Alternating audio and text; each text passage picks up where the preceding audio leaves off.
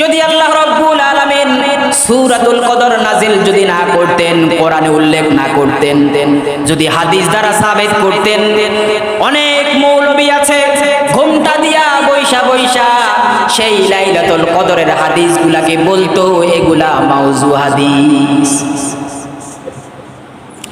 যদি আল্লাহ রাব্বুল আলামিন, যদি আল্লাহ পাক কোরআন নাজিল যদি না করতেন, লাইলাতুল কদর নামে একটা সূরা যদি আল্লাহ পাক নাজিল না করতেন, অনেক ঘোমটা পড়া আলেমরা ফতোয়া দিত, হাদিস দ্বারা যদি সাবেত করা থাকতো তাহলে তারা ফতোয়াবাজি করতো এই হাদিসের সনদ দুর্বল, এই হাদিসের সনদগুলা যা, এই হাদিসগুলা মাউযু, এগুলা আমল করা যাবে না।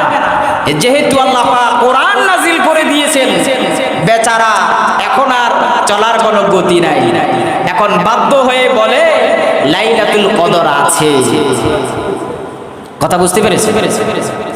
যদি আল্লাহ হেফাজত করছে, যদি কোরআন যদি নাজিল না হতো আর হাদিস দ্বারা যদি আল্লাহ রাসূল লাইলাতুল কদর সাবেত করতেন, তাহলে ওই যে বললাম না, এক শ্রেণীর আলেমগুলা তারা বলতো এগুলা মাউযু হাদিস, এগুলোর উপর আমল চলবে না। তাহলে চিন্তা করেছেন, হাজার মাসের চাইতে উত্তম একটি রজনী আমাদের কপাল থেকে চলে যেত, আমাদের ভাগ্যে আর জুটতো না। সুবহানাল্লাহ, আল্লাহ পাক কত বড় ইহসান আমাদেরকে করেছেন কোরআন নাজিলের মাধ্যমে। হাদিস ১৫০০ বছর পর্যন্ত যে হাদিস আপনি সহিহ শুনেছেন, ১৫০০ বছর পরে এই হাদিসটা জয়ীফ হয়ে গেছে, মাউযু হয়ে গেছে। কোথায় যাবেন আপনি বলেন?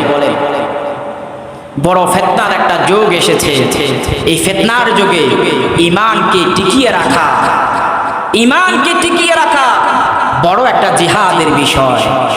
জ্বলন্ত কয়লা হাতে রাখার চাইতে, জ্বলন্ত কয়লা হাতে রাখার চাইতে ঈমান টিকিয়ে রাখা আরো সবচাইতে বড় কঠিন হবে।